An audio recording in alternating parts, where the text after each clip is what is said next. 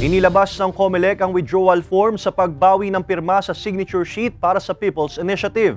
Sinabi rin ng komisyon na hindi obligadong ilagay ang rason kung bakit binabawi ang pirma. Alamin yan sa report ni Paul Hernandez.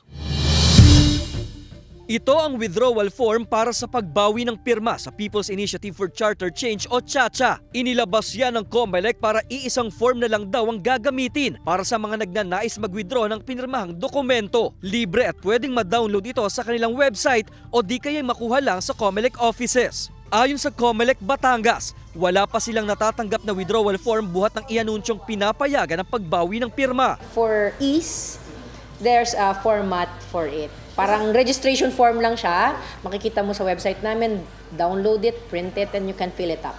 Nausisa pa kamakailan sa Senate hearing na tila ginagawa pang komplikado para sa mga magwi-withdraw ang proseso. Ayon sa COMELEC, tatanggapin pa rin ang form kahit walang nakalagay na rason kung bakit ninanais bawiin ang pirma. This is voluntary.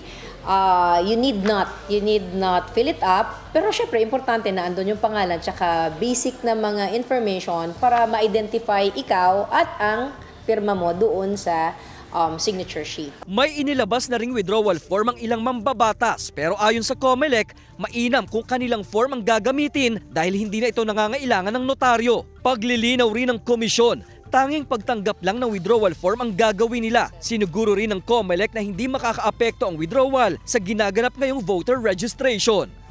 Kasama si Buhay Adante Jr., Paul Hernandez, Balitang Southern Tagalog.